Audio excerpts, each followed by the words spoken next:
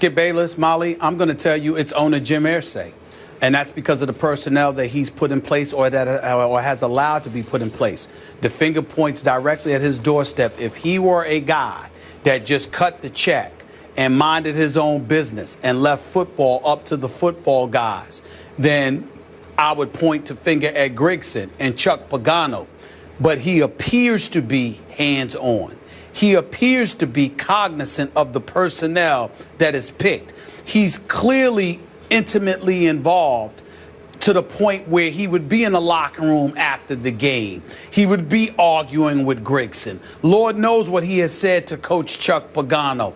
The list goes on and on. But let's be very, very clear. The Colts are an absolute mess. And don't think for 1 second that the guy who's one of the biggest supporters of Andrew Luck, that would happen to me, Skip, that I'm not in any way absolving him from his doldrums. This guy has played in 5 games. He has thrown 8 interceptions, 2 included yesterday. They are 1-4 without him. I'm sorry, with him, okay? The other 2 victories they have are without him. They are winless against everyone outside of the weak and depleted and the embarrassingly inept AFC South. Then you take into account the personnel. You've got this guy, Costanzo. He is your left tackle, Skip Bayless. I'm just looking at some of the stuff here in terms of the amount of penalties. 5 holding penalties, 3 false starts, holding, false starts, whatever the case may be. This is a guy you gave $42 million to. He's your left tackle. He ain't getting it done. Andrew Luck ain't getting it done. Andre Johnson has had only 1 good game this year. Frank Gore isn't resonating nearly as much as we thought that he would. Trent Cole, who you acquired, he doesn't have a single sack for you. Harriman, your offensive lineman that you brought in, was benched after 2 games and was on the sideline in street clothes yesterday. Veterans who were brought here at an exorbitant amount of dollars, I might add, to make huge contributions, are making literally close to none. And if your veterans can't produce for you, what level of leadership can they provide for you? Because if they were paid to come here and make a contribution and be veterans, we all know you can't lead men if they're looking at you and saying, well, what the hell are you doing? That can't happen. So when you look at it from that perspective, it's an absolute mess. Of course, Andrew Luck is primarily responsible as a player on the field. Of course, Chuck Pagano is primarily responsible because his post-game pep talks clearly ain't working, okay? We understand that. And then you got undefeated Carolina and Denver coming up on your schedule, which doesn't look good for the Colts. But ultimately, I have to look at Grigson and the personnel that he's brought in play, and I have to believe if he went out there and got these age-old veterans, Skip, it had to be because the owner sat up there and said, we need some veterans to go along with the youth and an Andrew Luck, a Fleener, Dwayne Allen, and these boys. We need some veterans up in here, and the owner had something to do with it. I would say to you, Irsay and Grigson, definitely Grigson, but I got a feeling Irsay might have been in his face telling him what he wanted done. And that may have influenced some of the decisions that he made. I could be wrong about that part. It could be all on Grigson, which is why the owner was in his face yesterday in the locker room, according to the reports. But I'm inclined to believe that Irsay had something to do with the personnel that Grigson brought on board. I will agree with you. The Colts seem to have a meddling owner who obviously had his own off-the-field issue that he's dealing with. You know where I'm going to go with this. Whatever responsibility we're talking about, whatever blame we're talking about, starts and finishes with the franchise quarterback, Andrew Luck.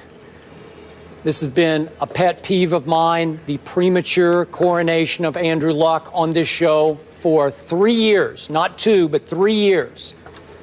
Just show me, Andrew. I got nothing against you. If you show me, I will tell the world you are that guy. You're Andrew Luck, as in first ballot Luck Hall of Famer. I keep waiting, and I don't see it because, Stephen A., do you realize Andrew Luck's QBR has gone down each of his 4 seasons, gone down, Yes. down, down. It's at 38 now. He's regressed to 38 on a scale of 0 to 100. 38 QBR right now. As you know, and I feel like I'm beating dead statistics here, but his rookie year, he had the second most turnovers in the league to Mark Sanchez. Last year, he had the second most turnovers in the league to Jay Cutler. Now he's tied for second in total turnovers in the National Football League. And as you know, he's lost all 3 of his home games. And thanks to his 2 interceptions yesterday at home, this team fell behind the visiting New Orleans Saints 27-0. Then Andrew Luck heated back up, as we saw against Kansas City in the home playoff game, that he dug them out of the hole that he initially dug. And he was pretty great in the second half, wound up throwing for 333 yards. They actually got back in the game if they lost 27-21. Okay, but what happened when it mattered? 27-0 happened at home. I hear, oh, it's his shoulder. He's still fighting with his bum shoulder. Well, then don't play, because his velocity looks okay to me. It looks normal to me. Then I hear over and over again, they just can't protect him. He hasn't had I brought this up, Steve Young said a couple of weeks ago, hasn't had a clean pocket all year. Trust me, against the Patriots, it felt like he had a bye week to throw each time he dropped back. That's how much time he had. And look, Matt Hasselbeck stepped in and had 0 interceptions in 2 games against 2 bad teams, albeit Jacksonville at Texans. But the at Texans game, I thought that was pretty good on the part of Matt Hasselbeck. He showed you how he could get rid of the ball on time to the right guy, even if it's a dink or a dunk, and you can win the football game. And right now, it's hard for this team to overcome the mistakes made by its franchise quarterback. I don't know what's going on. If he's hurt, they should sit him down. But the problem is, as you well know, they're in such, this is the big benefit of Andrew Luck. He's in such a bad division, and has been for all 4 years. They're still in the lead. They're 3 and 4. Sole possession. They're leading the AFC South at 3 and 4, so they can't lose for winning or win for losing. However you want to look at it, the worse they play, the better it seems to get, because this is a pathetic division. If they were in the NFC South, Lord help them. They'd be having a hard time right now. Their season would be basically over. So this is your Super Bowl team, just the way it was a whole lot of people's Super Bowl team. Andrew Luck was the preseason MVP pick by a whole lot of analysts out there, and he regresses, yet they're still afloat, because all they have to do is win this division. They're going to get a playoff game somehow, some way. Well, go ahead. Here's my deal, Skip. I'm not going to argue with you about Andrew Luck and his performance. It's undisputable. He has not been nearly as impressive as anybody expected him to be. He's been a turnover machine, and they're 1 and 4 with him in the lineup. That can't be disputed. But when you hear me articulate all the other problems that they have, Skip Bayless, I don't know how you can sit there and look at him and not look at a Chuck Pagano, not look at a Ryan Grigson, okay, not look at a Jim Irsay. This is the 20th ranked team defensively in the NFL.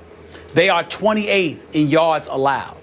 They are 23rd in yards allowed against the rush, 28th in yards allowed against the pass.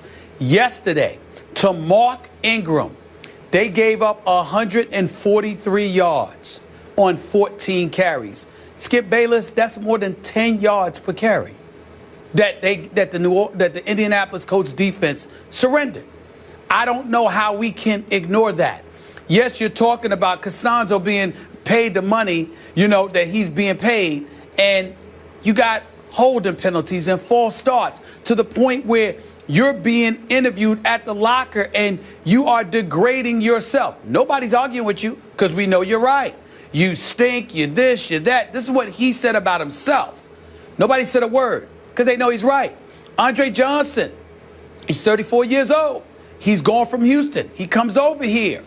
He's had one good game, which is against his old team, the Texans, which we will discuss later on in the show. Yep. You got Frank Gore averaging 4.6 yards a carry.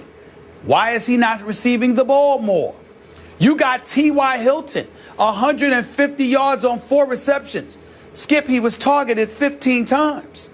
Something's wrong with that picture. T.Y. Hilton targeted 15 times and only catches the ball 4 times? Something's wrong with that picture. I'm simply saying to you, Andrew Luck, without question, can play better. He should play better. I don't see something physically deficient about him. I don't see his IQ having diminished in any way. Something just doesn't seem to be clicking. And when you've got Harriman's being benched, and you've got, when you've got Trent Cole doesn't have a sack on the entire season, when you see the different areas all over the place where the problems are taking place, that's not the quarterback. The quarterback could help alleviate it. He could help negate and offset it. And the fact that Andrew Luck is not doing so is definitely an indictment against him. He's in his 4th year, been a divisional player, a wild card divisional player, AFC Championship game. Damn it, he was progressing until this year. Don't know what happened. But it is clear that the problems are all over the place. And if you're Irsay, I mean, he might be a part of the problem, but we all know that you can't fire the owner. So I really believe that somehow, some way, we may see a potential house cleaning in the making. Because you might have to get rid of a whole bunch of people. And I'm not advocating that Grigson be fired or that Pagano be fired. I'm simply saying it looks possible, because that usually happens when there are problems everywhere. And the Colts have problems everywhere. I'm with you. We'll see Luck against Cam on Monday Night Football. But meanwhile, the G-Men are on top of the NFC East. But is it still anyone's division to take? Will New York hold off their division rivals when all is said and done? Eric Allen is in the house. He'll offer some insight when we return. Stay here.